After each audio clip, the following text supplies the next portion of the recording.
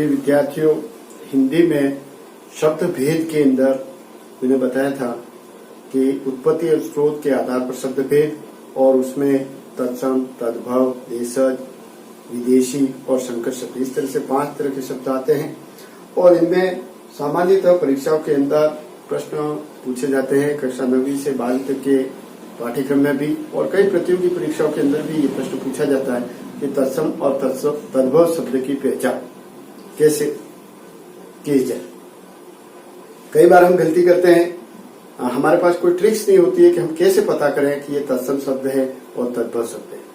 व्याकरणों के अंदर कई गाइड हैं, उनके अंदर भी हमेशा एक सूची दे दी जाती है तत्सम शब्द और तद्भव शब्द। अब इतने शब्दों को याद करना बहुत बड़ा चैलेंज होता है, और कोई भी विद्यार्थी इतने शब्द रट भी नहीं सकता, और रट भी ले तो भी वो सही कर ले परीक्षा के अंदर, वो एक चैलेंज होता है, चुनौती होती है, बहुत कम विद्यार्थी कर पाते हैं। तो आइए मैं इस तरह से शॉर्ट ट्रिक लाया हूं जिससे आप समझ लेंगे कि ये तत्सम शब्द है या तद्भव शब्द है, और बहुत ही आसान तरीका है। ऐसे 5-6 ट्रिक्स मेरे पास है जो निरंतर मेरे पढ़ाने के बाद मैंने महसूस किए हैं। तो ये मेरे द्वारा निकाले हुए ऐसे ट्रिक्स हैं जिससे आप आसानी से पता कर लेंगे कि यह तत्सम शब्द है या तद्भव शब्द है। दूसरा, ऐसा कोई नियम नहीं होता, हो सकता है कुछ शब्द अपवाद हो सकते हैं कि जो इस नियम से परे हो, इस नियम के अंदर नहीं आता, लेकिन सामान्यतः एक जनरलाइजेशन है, साधारणीकरण है कि ये शब्द जो मैं जिस नियम के अंदर बता रहा हूं उसमें सामान्यतः आते ही है। चलिए शुरू करते हैं। पहला जो एक जनरलाइजेशन है, साधारणीकरण नियम है कि री, रैप और रकार। रैप और रकार आप जानते होंगे, रैप हमेशा आधा होता है जो ऊपर मात्रा लगती है, जैसे यहाँ पे बता दूं मैं अर्ध, तो ये रैप के ऊपर जो मात्रा लगी हुई है वो रैप है। और रकार मतलब नीचे आता है, नीचे वाला यहाँ अभी शब्द आया, ये आया प्रस्तर, तो रकार होता है वो पूरा होता है, और रैप होता है वो आधा होता है। जब भी आधा र है तो हम उसको रैप कहते हैं, और जब पूरा र आता है तो उसको रकार कहते हैं। तो री, रैप और रकार से बनने वाले शब्द होंगे वो हमेशा तत्सम शब्द होंगे, हमेशा हमेशा। ये बात जरूर ध्यान रखिए, 100% है। अब क्यों, वो भी एक और तर्क में बताता हूँ कि री है वो पहले मैं बता चुका हूँ कि ये संस्कृत शब्दों का स्वर है, संस्कृत भाषा का स्वर है, और संस्कृत से हिंदी में शब्द आया तो इसका मतलब वो तत्सम शब्द ही होगा। तो री का उपयोग जहां पर भी होता है तो ये मान के चलिए कि यह शब्द संस्कृत का, और संस्कृत के शब्दों को हम हिंदी में तत्सम शब्द कहते हैं। तो आइए देखते हैं इसमें, इन उदाहरणों के द्वारा समझते हैं इसको कि री, रैप, रकार से बनने वाले शब्द हमेशा तत्सम शब्द होते हैं। पहला शब्द देखिए, श्रृंगार। श्रृंगार के अंदर उपयोग में आया आपके री, तो श्रृंगार शब्द है वो तत्सम शब्द होगा, उसका तद्भव रूप है वो श्रृंगार है। इसी तरह से देखिए घृणा। घृणा में देखिए घ के साथ री, तो घृणा, और हिंदी में तद्भव शब्द के रूप में आता है ये घृणा। इसी तरह से घृत। घृत में भी री, तो घृत शब्द आपका तत्सम शब्द है, और घी है वो तद्भव। प्रस्तर। रकार, प के साथ ये रकार है, तो रकार र जो आया है वो प के साथ जुड़ा हुआ है, ये शब्द आपका तत्सम हो गया, और तद्भव के अंदर पत्थर। इसी तरह से कर्ण, तो ये रैफ आया आपका, और रैफ की मात्रा जो नख पर लगी हुई है तो यह आपका तत्सम शब्द है, क्योंकि ये तद्भव। पूर्णिमा, यहाँ पर भी देखिए रैफ, रैफ का प्रयोग हुआ, पूर्णिमा ये तत्सम शब्द है, और तद्भव में पूनम हो गया। अर्ध, आधा, अर्ध है उसमें देखिए आप द पर रैप की मात्रा है तो वो तत्सम शब्द है, और ये तद्भव रूप है। कृष्ण, इसके साथ फिर री की मात्रा, ये क के साथ री, कृष्ण, ये तत्सम रूप है, और ये तद्भव रूप किशन हो गया इसका। मृतिका, म के साथ री की मात्रा, ये तत्सम रूप है, और मिट्टी है वो, माटी भी कहते हैं इसको, माटी भी शब्द बनता है, मिट्टी और माटी भी आपका तद्भव रूप होता है। सूर्य, सूर्य य के साथ रैफ है तो यह तत्सम रूप है, और सूरज है वो आपका तद्भव रूप है।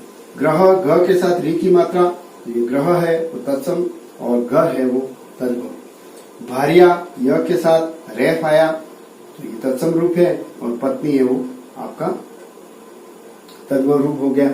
तीर्थ शब्द है, तीर्थ देखिए थ के साथ रेफ है, तो तीर्थ है वो आपका तत्सम रूप है और तीर्थ है वो आपका तद्भव रूप है। निंद्रा, तो द के साथ रेफ आया, रेफ होने से ये तत्सम रूप है और नींद है वो आपका तद्भव रूप। इस तरह से इस शॉर्ट ट्रिक से आसानी से आपके समझ में आ जाएगा कि दो शब्द लिखे हुए कौन सा तत्सम है, कौन सा तद्भव है। और परीक्षा के अंदर सामान्यतः ये प्रश्न पूछा जाता है कि निम्नलिखित में से कौन सा तद्भव शब्द है या तत्सम शब्द। फिर विद्यार्थियों, तत्सम तद्भव शब्द पहचान के ट्रिक के बारे में हम चर्चा कर रहे हैं, जिसमें पहले मैं बता चुका हूं कि जिसमें री, र, रेफ और रकार, र के दो रूप है, रेफ और रकार, वो वाले जो शब्द होंगे वो तत्सम शब्द होंगे। आइए एक अगली और ट्रिक्स पर बात करते हैं हम, जिसमें कौन से शब्द तत्सम होंगे, कौन से तद्भव होंगे वो स्पष्ट हो जाएगा। इस ट्रिक के अंदर ये देखा जाता है क्ष, त्र, य और श्र, ये जो संयुक्त अक्षर है उससे बनने वाले शब्द होंगे वो आपके हमेशा तत्सम शब्द होंगे। बस ये ध्यान रखिए, इसमें 4 वर्ण होंगे, क्ष, त्र, य और श्र। दूसरे, जब क्ष होता है तो वो तद्भव रूप में ख और छ में बदल जाएगा, त्र है तो तद्भव रूप में त बदल जाएगा, ज है तो झ में बदल जाएगा और श्र है तो स में बदल जाएगा। ये ध्यान रखिएगा। यदि इस ट्रिक का उपयोग करेंगे तो आप कभी भी गलत नहीं करेंगे। तत्सम तद्भव शब्द की पहचान के संबंध में कोई भी गलती आपसे नहीं होगी। चलिए, ये कहाँ तक सही होता है उस पर अपन कुछ शब्दों के उदाहरण के द्वारा स्पष्ट करते हैं। पहला शब्द देखेंगे आप, यहाँ साक्षी शब्द लिखा है। साक्षी का तद्भव रूप होता है साखी, और पहचान के लिए आपके पास क्षत्रिय का स है, तो क्ष जब भी आया तो ये तत्सम रूप है और ये आपका तद्भव रूप है। इसी तरह से आगे देखिए अक्षी, अक्षी तो क्ष आ गया, इसका मतलब यह तत्सम और यह तद्भव है। अक्षर, तो अक्षर के अंदर क्ष, ये पहचान को मैं ट्रिक करता रहता हूं। अक्षर, अक्षर में क्ष है, इसका मतलब ये तत्सम और आखर तद्भव। क्षीर हो गया तो क्षीर में क्ष आ गया, इसका मतलब ये तत्सम रूप है और ये तद्भव रूप है। लक्ष्य, तो ये तत्सम रूप है क्ष वाला और ये तद्भव रूप है। क्षत्रिय, तो क्ष, इसका मतलब ये क्षत्रिय शब्द है वो तत्सम है और क्षत्रिय वो तद्भव है। क्षति, तो क्षति में क्ष है वो तत्सम रूप में है और क्ष का ये भी देखते रहिए आपकी ख और छ आ रहा है। क्षति में छ, क्षति, क्षति तो छ आ गया वो तद्भव रूप है और ये तत्सम है। अश्रु, स्र, स्र है तो इसका मतलब यह तत्सम रूप होगा और स है वो तद्भव रूप होगा। त्रयोदश, त्र, त्र है, इसका मतलब ये तत्सम रूप है और त 13, इसका मतलब ये तद्भव रूप है। शिक्षा, तो यह क्ष फिर आया, तो क्ष होने पर यह संयुक्त अक्षर है और तत्सम रूप में होगा और स है तो वो तद्भव रूप होगा। आगे देखिए और देखते हैं त्र के उदाहरण है। गोत्र, तो गोत्र में त्र है, इसका मतलब ये तत्सम रूप है और त में बदल गया तो ये तद्भव रूप होगा। श्रावण, स्र, स्र आ रहा है तो स्र है वो आपका तत्सम में ही आएगा और स्र का बना स, तो ये तद्भव रूप होगा। शिक्षा, शिक्षा शब्द में क्ष पहले आ चुका है, नहीं है। शिक्षा क्ष है तो तत्सम रूप है और स सीख है वो तद्भव, पहले आ चुका है, एक बार बता चुका हूं। अज्ञान, ज्ञ होने पर ये तत्सम रूप है और इसी का तद्भव रूप अनजान। चरित्र, त्र आया तो ये तत्सम रूप है और त चरित्र है तब ये तद्भव रूप है। चैत्र, त्र तत्सम रूप होगा, चैत्य वो तद्भव रूप होगा।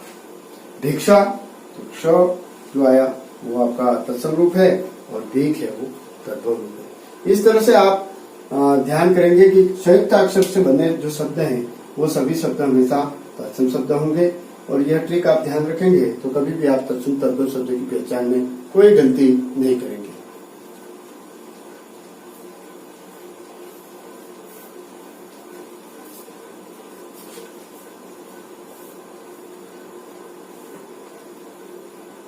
यदि आपको मेरा वीडियो पसंद आया हो तो लाइक करना मत भूलें और कंटिन्यूस अपडेट के लिए सब्सक्राइब बटन पर क्लिक करके बेल आइकन दबा देना, जिससे आपको मेरा नेक्स्ट वीडियो का नोटिफिकेशन मिल जाए।